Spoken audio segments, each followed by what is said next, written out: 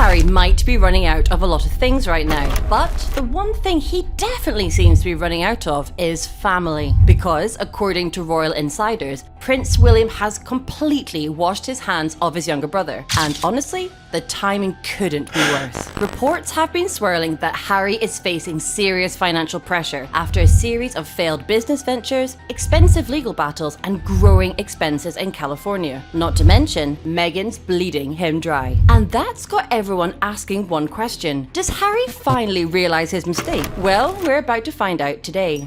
Whose fault it is? It is Harry, and as you've said, he finally gets a taste of his own medicine. So, Prince William just disowned Prince Harry. According to one source, William doesn't give his brother a thought. Royal commentator Jenny Bond said this to Times Radio. "I think as far as William is concerned, Harry really doesn't exist. William has enough pressure on his heart and his head, and with his wife, Princess of Wales, and her ongoing cancer treatment, and his father, King Charles, his job, and his kids, I don't think he's got any room in his soul to worry about his estranged brother. I think William has disowned Harry." Now, don't get me wrong, things have been bad for the Sussexes ever since they walked away from the royal family in the financial department. They lost the sovereign grant, access to multiple homes, the royal inheritance, everything.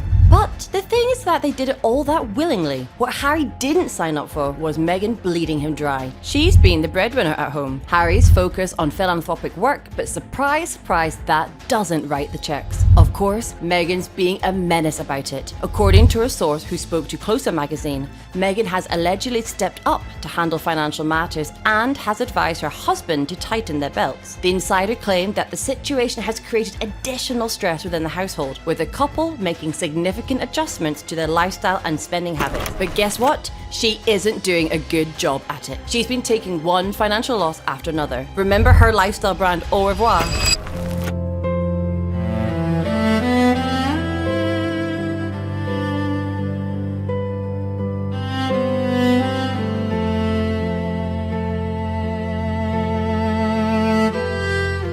Well, that's one huge dumpster fire. Why? Because Meghan didn't check all the boxes. So Meghan Markle is trying to do the same thing, but she's had a lot of missteps. Is that because she's mishandling her brand, or is it because the press is just so dead set against her? She has an overhang that's extremely difficult to escape. On top of that, the sad truth is that no one's really interested in buying her jams. Meghan, you probably haven't seen it. Don't waste your time. I tried it out just so I could tell you that I'd watched it. It's a load of crap. But she shows herself in a house that she claims to be hers, which isn't her house, making jam and all these sorts of things, which she's been trying to sell. But it turns out no one wants to buy the jam, and there are massive reserves of it at the Netflix HQ where they are storing it, and because it's not selling, 137,465 jars of this stuff, the staff are now just taking it. They're just going into the warehouse and taking it for free because no one wants to buy it. Just like no one wants to buy anything that this woman said. And then there's the Netflix deal that fell apart. Yikes! Netflix dump Harry and Meghan. It is over, folks. The Sussexes' relationship with the streaming giant is grinding to a halt.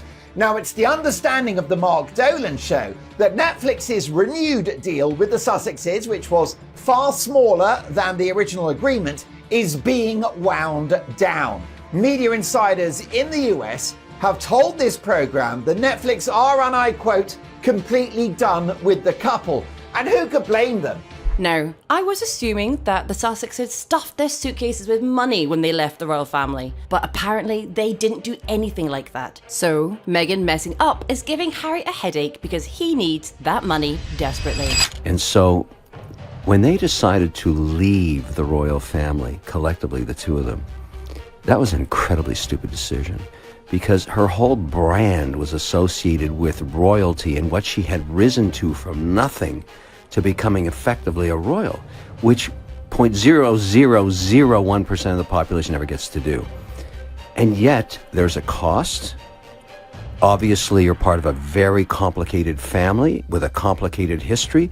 According to one source, Meghan and Prince Harry need at least $6 million a year for operating expenses in the billionaire enclave of Montecito, California. The fact that they spent around $3 million of that on private security for their family is not helping things either. Celebrity gossiper Rob Shutter actually said this about their situation. This isn't strategy, it's survival. They're running out of money and now they're running out of people. On top of that, since there's no money in the bank, Meghan and Harry had to fire people from their team. One royal insider revealed this. They don't have the money to keep the team they built. They tried to recreate the royal court, but California doesn't do crowns on credit. Oh, and can we also talk about how Harry's actually losing money by doing charity work? He set one up in his mother's name. Now, I was finally convinced he did it to pocket the donations. But guess what? Harry's actually being sued by his charity. Who would have thunk it? The prince who sues everyone else is now being sued for defamation. But the real bombshell for me is who it is that's suing him. His own former charity that he set up in Diana's name, Sentebale. Am I saying that correctly? You are, Sentebale. How the Mighty Have Fallen, a charity that he co-founded in memory of his late mother, Diana. On top of that, he's also about to lose that fancy case he filed against the Daily Mail. Between that and the legal team's fees, Harry's heading for a huge financial setback. 20-year period. They, of course, have denied those charges, but Prince Harry is among 7 high-profile claimants, including Sir Elton John and Liz Hurley, alleging grave breaches of privacy. Another day in court for Harry. He's already, he won a case against Mirror Group. He's keeping us lawyers in business. He is. Well, there's that one lawyer who represents virtually everybody making these cases. I mean, that man, if he doesn't have a castle in the country by now and 5 homes around the world, I'd be very surprised. The fees he's charging. I think he has several castles and extensions. But of course, there was a settlement with the owners actually of Talk, the owners of The Sun, News Group, newspapers. There have been settlements, there have been victories. This is, I think, the third big and final case. Now, brother to brother, I was going to assume that Prince William was going to be soft on Harry, but no, he has no sympathy for his brother. In fact, he's pushing Harry over the edge by cutting him off financially. Here's what one royal insider said about his state of mind. William is furious that Harry benefits financially from the royal family now and in the future. He says loyalty and service have to mean something, otherwise the whole structure starts to erode. He's told people close to him that if boundaries aren't enforced now, they never will be. In William's view, that he ought to face the consequences. But the part that I wasn't expecting was this. William is convinced the only consequence Harry will ever really feel is financial, and he's doing his best to set that in motion. Honestly, that's another level of hating. At the end of the day, Harry's got no family in his corner. His own wife is bleeding him dry. So, based on my judgment, the former prince is heading for one of the biggest midlife crises of his life. One that's gonna hurt worse than his receding hairline. Do you think he's going to figure something out? Or is he going to end up on the streets? Let me know in the comment section below.